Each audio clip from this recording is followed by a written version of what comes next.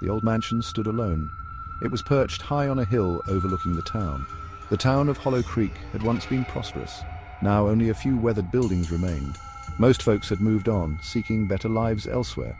The mansion, however, remained. It was a crumbling monument to a forgotten era.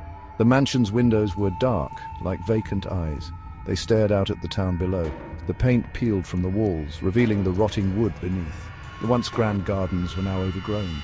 Thorny bushes and gnarled trees had taken over. The air around the mansion always felt heavy.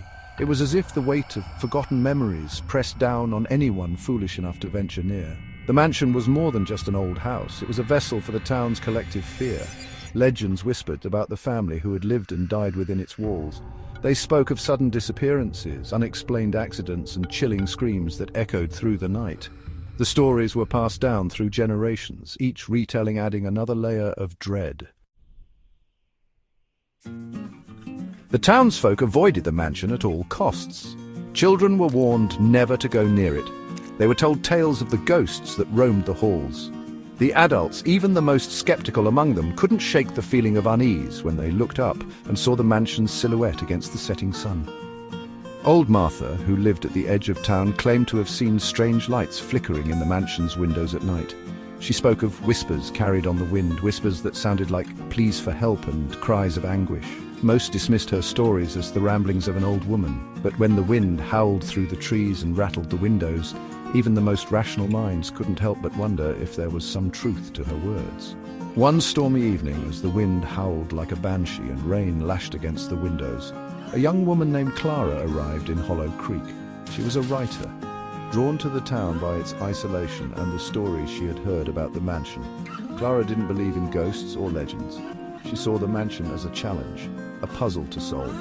Little did she know that her curiosity would lead her down a path she could never have imagined. Clara was captivated by the mansion's eerie beauty. She spent her days exploring the town, talking to the locals, and piecing together the history of the house and its former inhabitants. The more she learned, the more determined she became to uncover the truth behind the legends. One evening, as a storm raged outside, Clara decided to venture inside the mansion.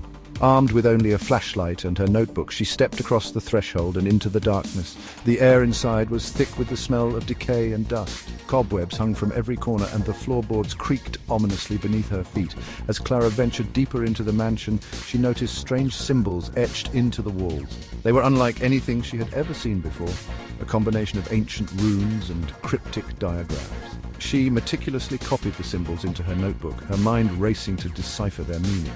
The symbols seemed to pulse with an unseen energy, fueling her curiosity and growing unease. A sudden gust of wind slammed a door shut somewhere in the depths of the mansion, the sound echoing through the empty halls like a scream. Clara jumped, her heart pounding in her chest. She told herself it was just the wind, but a shiver ran down her spine.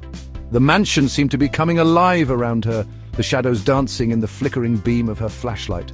Clara pressed on, drawn deeper into the mansion's grip by an unseen force. She found herself at the top of a grand staircase, its once ornate carpet now tattered and threadbare. As she descended, each step seemed to whisper a warning. The air grew colder, and the shadows seemed to press in closer, suffocating her. The stairs led down to a heavy wooden door, bolted and chained. Clara's hand trembled as she reached out to touch it. She could feel a cold, malevolent energy emanating from the other side. Ignoring the voice in her head screaming at her to turn back, she fumbled with the chains, her heart pounding in her ears. She had to know what secrets lay hidden behind that door.